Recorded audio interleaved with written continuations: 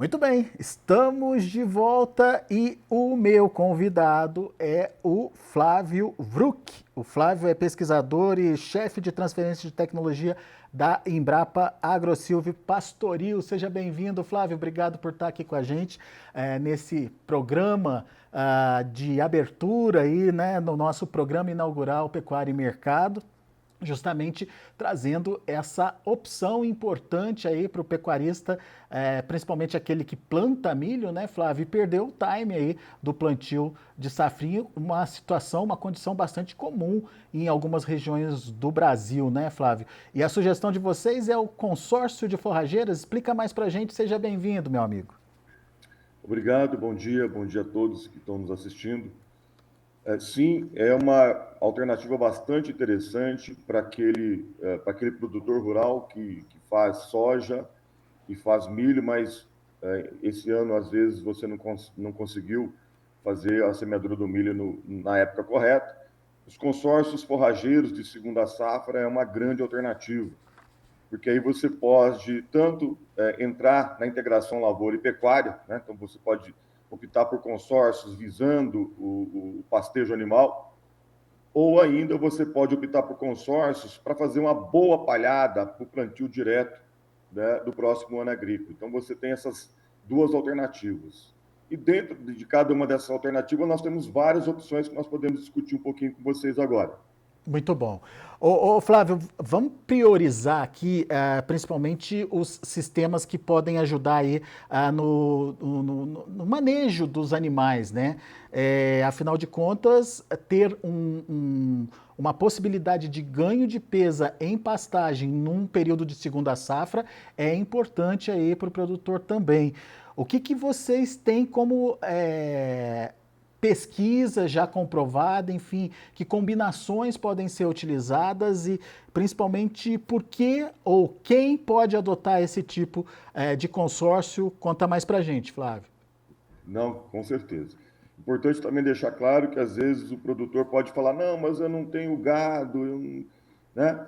Mas ele tem que lembrar que ele pode alugar esses pastos, né? Que são muito demandados nessa época do ano pelos pecuaristas. Normalmente nós temos uma deficiência de pastos de boa qualidade agora na entre-safra, na seca, né? Então, o produtor que planta soja, mesmo que ele não tenha animais, mesmo que ele não quer entrar na pecuária, ele pode arrendar o seu pasto de safrinha. Isso é uma forma interessante de você ter uma receita nesse ano, nessa época do ano.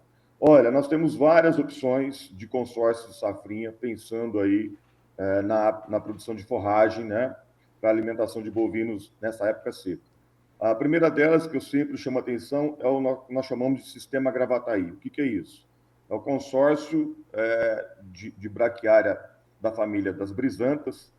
Eu indico aí a BRS Piatã, a Paiaguás, consorciado com feijão, com feijão calpi. Normalmente a gente utiliza aí o que tem mais disponível no mercado. Normalmente o BRS Tumucumac seria uma grande opção aqui para nós no Mato Grosso. Mas pode ser qualquer outra cultivar de feijão calpi. Então esse consórcio é bastante interessante. O calpi é uma leguminosa, então ele está fixando nitrogênio, ele está enriquecendo o seu solo. Ele tem uma fonte de proteína bastante interessante, né? Então é pastejável, então os animais pastejam feijão calpi, principalmente quando ele entra na fase reprodutiva, quando ele começa a apresentar os legumes, as vagens iniciais. Aquilo é bastante interessante para os animais, tem uma alta dose, uma alta percentagem de proteína bruta, né? Então seria um consórcio muito interessante. Você produz a mesma quantidade de forragem que você produziria com a braquiária solteira e ainda tem o ganho do aumento do teor de proteína e todos os benefícios que o calpi traz para o solo.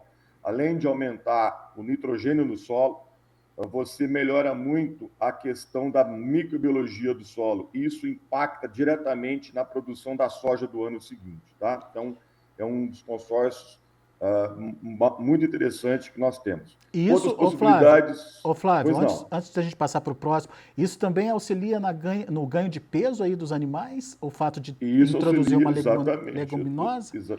Perfeitamente. Nossos resultados mostram um ganho adicional aí de meia a uma arroba, né, por hectare, quando comparada à sua forragem solteira. Quando você faz o consórcio adequado, correto, com o Calpi, você reflete aí um ganho aí de meia, às vezes até uma arroba a mais.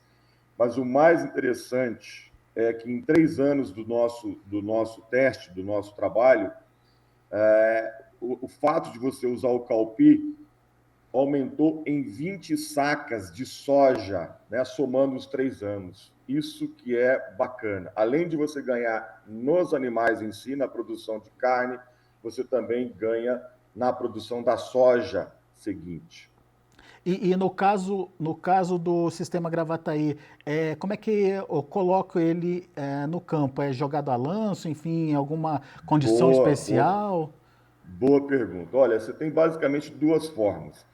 Se o produtor tem a semeadora dele, tem aquela terceira caixa para forragem, você faz numa passada só. Você faz a semeadura direta do calpi e, do mesmo tempo, da braquiária, né? Da brisanta. Caso ele não tenha essa semeadora com a terceira caixa, nós recomendamos fazer, primeiro, a lanço a semeadura da braquiária, e aí eu estou falando de 6 até 8 quilos, né, de sementes puras e viáveis por hectare. Normalmente, 6 resolve, né? Em seguida, ele faz a semeadura direta do calpi. O próprio revolvimento na semeadura do calpi é suficiente para o solo entrar em contato com a semente da braquiárias e elas germinarem, tá? Desde que, evidentemente, não falta chuva, né?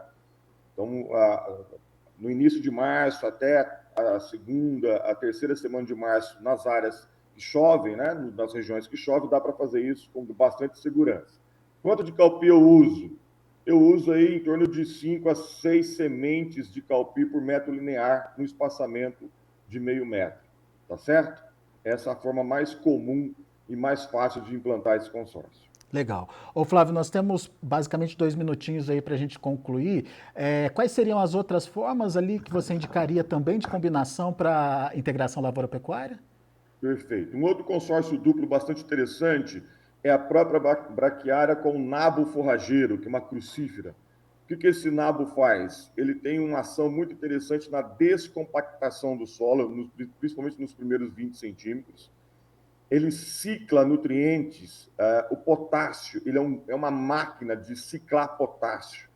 Você consegue buscar o potássio que está lá embaixo, que a soja não conseguiu aproveitar, e trazer esse potássio para cima. Então, a máquina de ciclar potássio. E ainda, o nabo melhora muito a questão microbiológica do solo. Tá? Então, seria um segundo consórcio que a gente indica bastante. Além dele, nós indicamos um consórcio triplo formado pela Piatã, pelo milheto, corte pastejo, ou pode ser o sorgo corte pastejo, e mais o guatã, que é um feijão guandu. Tá? Muito interessante esse feijão guandu, uma leguminosa, controla nematóide, e ele tem características de uma crotalária, só que ele produz mais, né, mais massa e ele controla também o nematóide. Uma outra opção, e aí para aquele produtor que tem aquele talhão, Alexandre, com bastante problema, ele tem problema de compactação, ele tem problema, às vezes, de um resíduo que ficou um herbicida com residual, etc., problema de nematóide, aí nós indicamos um consórcio sextuplo, tá? Formado aí pelo piatã, pelo capim coracana, pelo feijão guandu, pode ser o guatã ou pode ser o iapar 43, tanto faz. Estilosante, pode ser o famoso Campo Grande, se o solo for arenoso, ou BRS Bela, se o solo for mais pesado, mais argiloso. Trigo morisco e o nabo forrageiro. Então, é um policonsórcio sextuplo, indicado para aquelas situações mais extremas, aqueles talhões da propriedade que está cheio de problemas. Tem vários problemas que você precisa atacar ao mesmo tempo. Então, você usa o consórcio sexto. Muito bom. Ô, Flávio, infelizmente nosso tempo nesse primeiro programa, Pecuária e Mercado, foi curtinho, mas a gente vai conversar mais vezes para detalhar esses outros consórcios também e principalmente entender melhor qual a funcionalidade dele, como eles participam aí apoiando principalmente nessa integração lavoura e pecuária. Por enquanto, meu muito obrigado pela sua participação, viu, Flávio? E como é que as pessoas fazem para acessar essas informações aí do consórcio? Tem algum canal específico, internet, enfim, como é que elas podem ter mais informações, hein? Elas podem entrar em contato com a Embrapa através do nosso saque, ou ela pode entrar em contato também direto no site da Embrapa, dá uma googada lá, Embrapa Agro Silvio Pastoril, que ela vai encontrar no nosso site várias informações sobre esses consórcios. Eu vou deixar só uma dica. Resultado do último ano, do ano da safrinha de 24, sobre esse consórcio sexto que nós fizemos aqui no município de Juara. Em 70 dias, trabalhando com recria, com novilha, com recria, claro, animais PO, né, da raça Nelore, nós conseguimos produzir mais de 9 arrobas por hectare, né, utilizando consórcios e, evidentemente, com uma pequena suplementação. Então, só uma dica aí para o pessoal, para ressaltar a importância desses consórcios de segunda safra como opção, né, para quem não conseguiu fazer aí a sucessão soja-milho. E até para aqueles produtores que têm como necessidade aí uma pastagem mais vigorosa nesse período mais seco do ano aí. Muito bom. Flávio, obrigado, viu? Volte sempre, meu amigo. Estou à disposição. Grande abraço a todos. Abraço.